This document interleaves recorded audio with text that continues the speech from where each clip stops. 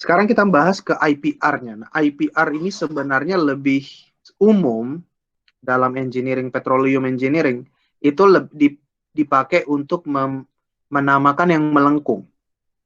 Ya, itu lebih sering dibilang IPR. Jadi kalau bisa dibilang kalau IPR, kalau orang ngomong IPR, itu kemungkinan besar kita ngomong yang melengkung. Kalau yang lurus, itu seringkali orang cuma bilang productivity index. Gitu ya. Tapi ya itu hanya masalah umum atau tidak umum gitu ya. Tapi ketika kita ngomong IPR, keep in mind teman-teman bahwa kita uh, lebih cenderung ngomong yang melengkung karena kita mengconsider multifase gitu ya. Nah, untuk IVL untuk inflow performance relationship itu ada beberapa empirical method. Jadi kuncinya adalah metode empirical. Jadi empirical method adalah metode yang diturunkan dari hasil empiris atau eksperimen gitu ya. Di mana empiris ini akan memprediksi non-linearity behavior of the IPR for solution gas drive reservoir. Nah, jadi teman-teman tahu ada beberapa tipe reservoir berdasarkan drive mekanismenya, ada gas cap reservoir, ada water drive reservoir, dan ada solution gas drive reservoir. Solution gas drive reservoir dia multifase, ada gas, ada liquid. Nah, IPR yang kita bahas itu dipakai untuk solution gas drive. Semua reservoir pasti punya solution gas. Oke? Nah, cara untuk membuat IPR itu dibutuhkan at least setidaknya satu stabilized flow. Ya, jadi saya hanya butuh satu data Q dan saya butuh data PWF satu saja. Saya bisa membuat lengkungan tadi, IPR tadi. Step-stepnya seperti ini. Using the stabilized flow data dengan menggunakan data Q laju alir yang stabil, saya akan mengkonstruk IPR curve pada current average reservoir pressure. Kemudian saya bisa mempredik future inflow-nya. Gitu ya. Metodenya ada banyak, tapi mirip-mirip. Ada Vogel yang paling terkenal. Ya, Vogel ini yang paling sering petroleum engineer pakai. Jadi teman-teman harap terbiasa dengan Vogel. Huygens, Standing, Petkovic, Clance and Clark. Ya, tapi Vogel ini yang paling umum. Nah, Vogel persamaannya itu sederhana banget.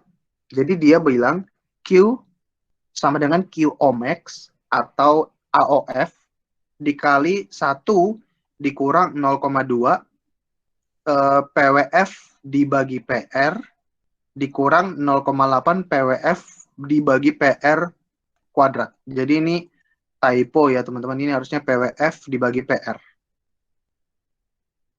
Ya, PWF per PR.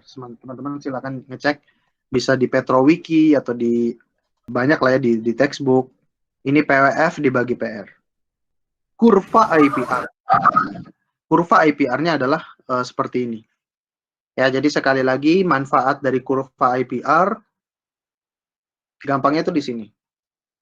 Kalau kurvanya seperti ini dan saya mau memproduksikan sumur saya 400 barel oil per day, kita pakai di sini dan ternyata saya butuh tekanan alir 3000.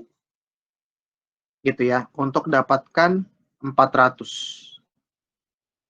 Gitu ya, as simple as that. Gitu ya. Jadi kalau di sini kalau saya mau 300 ya, kalau mau 300 berarti saya butuh kira-kira tekanannya 4000 di dasar sumur saya. Bisa jadi ada, bisa jadi tidak ada. Gitu ya. Atau kalau saya mau memproduksikan sampai 500, saya akan geber sumurnya sampai 2000 PSI. Jadi seperti itu gunanya dari kurva IPR. Ya teman-teman ya. Nah, cara prosedurnya seperti ini. Jadi pertama lakukan well test, sumurnya diproduksikan. Gitu ya, kalau teman-teman sudah pernah visit ke industri, nah nanti di sumur dia dibuka, diproduksikan menuju separator. Di separator nanti akan terukur tuh laju alirnya berapa barel per day. Step 1 beres. Gitu ya. bukan produksi saja, bukan laju alir saja, tapi PWF-nya juga harus ada yang stabil. Ya, jadi ada stabilize rate dan stabilize pressure. Step 1 udah ada. Dengan catatan tekanan reservoir, PR-nya sudah ada datanya. Baru kita masuk ke step 2. Determine the maximum flow rate. Bagaimana kita menghitung Qmax atau AOF? Ya langsung saja. Qtest udah dapat datanya dari separator. 1 dikurang 0,2, PWF udah kita ukur, PR sudah kita tentukan, semuanya udah ada, kita dapat AOF. Setelah kita tahu, assume different pressure value to 0 in tubule air form. Jadi kita asumsikan tekanannya dari tekanan maksimum sampai tekanan 0, sampai value 0, gitu ya. Baru masuk ke step 4, calculate rate corresponding to the assumed pressure. Jadi kita pakai laju alir rate-nya itu ini. Yang ini sekarang kita bisa hitung. Setelah diutak-atik ya, yang ini sama dengan yang ini. Nah, kita hitung Q-nya.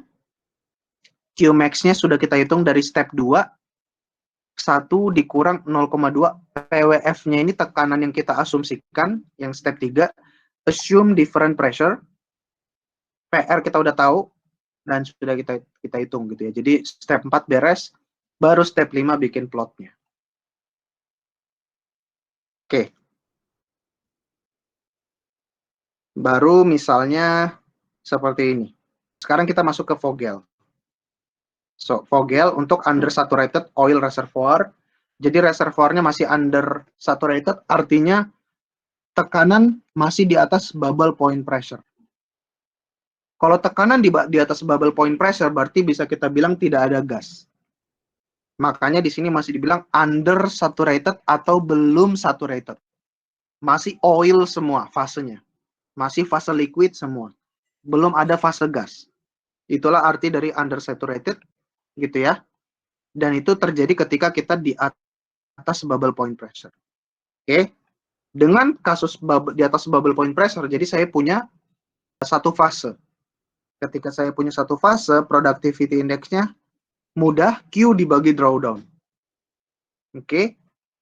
Laju alirnya untuk membuat IPR, ya udah kita tahu tadi, Q productivity index dikali drawdown. Itu kalau Vogel undersaturated. Gitu ya.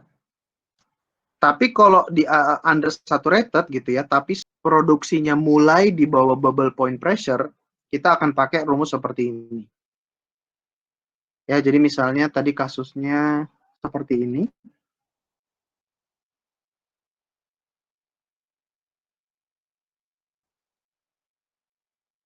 Ya, di sini kita tahu di atas bubble point pressure masih satu fase. Makanya kita tadi pakai rumus yang di slide sebelumnya. Tapi di bawah bubble point pressure, dia akan melengkung. Dia akan melengkung. Nah, yang melengkung ini kita akan pakai rumus Vogel yang ini. Ya, dimana kita akan tahu hitung dulu QOB-nya, laju alir pada bubble point pressure, itu dari J-nya yang sudah kita hitung tadi di atas, dikali drawdown PR dikulang PB. Baru kita hitung QOmax, QOB plus productivity index J dikali PB dibagi 1,8, baru nanti IPR-nya dapat pakai yang ini. Gitu ya. Step by step sudah ada gitu ya. Jadi teman-teman sudah bisa melakukan. Nah, kalau sekarang di bawah bubble point pressure itu seperti apa? Ya, jadi ini kita lagi pakai IPR yang ini, undersaturated. Ada 3 titik penting. Pertama, di atas bubble point bagaimana? Kemudian pada bubble point bagaimana? Ya, di titik bubble point bagaimana? Kita pakai ini. Di bawah bubble point bagaimana? Di bawah bubble point kita pakai yang ini. Productivity index-nya seperti itu gitu ya. Dan IPR-nya seperti ini. Rumusnya. Itu ya. Nah, jadi seperti ini ilustrasinya, teman-teman. Oke. Ketika kita masih di atas bubble point pressure, artinya yang ini, maka kita akan punya IPR satu fase productivity index konstan. Makanya di sini kemiringan garis saya tidak berubah. Ya, yang ini. Saya pakai K1, PWF, tekanan alir masih di atas bubble point pressure, saya pakai productivity index-nya ini. Nah, kemudian saya harus tahu dulu Q laju alir di bubble point pressure itu seperti ini. Ya, karena udah mulai perbatasan antara satu fase dengan dua fase. Nah, berarti QOB adalah ini. Oke, QOB adalah garis yang saya tunjuk ini. Di sini. Ini adalah QOB.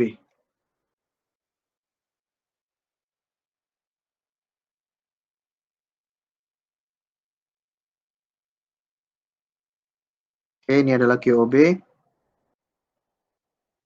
Nah, kemudian di bawah bubble point pressure itu pasti adalah dua fase atau multiphase. Ketika multiphase, kita nggak bisa lagi pakai J yang ini. Kita akan pakai J yang ini. Ya, QO kita udah ada, gitu ya. QO bisa kita dapatkan. PR-nya kita tahu, PB kita tahu, 1,8, ya semuanya sudah ada. Gitu ya. Jadi kita pakai ini untuk yang undersaturated. Nah, kalau saturated udah lebih gampang. Kalau reservoirnya saja sudah saturated dari awal, artinya dia selalu di bawah bubble point pressure, dia sejak awal sudah ada gas. Artinya sejak dari awal, J-nya akan terus berubah. Seperti ini. Sejak dari awal, kalau saturated, sudah ada gas. Makanya IPR-nya akan selalu seperti ini. Saya nggak peduli lagi dengan bubble point pressure, saya tinggal pakai yang ini. Gitu ya. Nah, sekarang kalau kasusnya seperti ini, bahas dengan Excel. Gitu ya. Saya coba pindah dulu. Saya mengerjakan di Excel sebentar.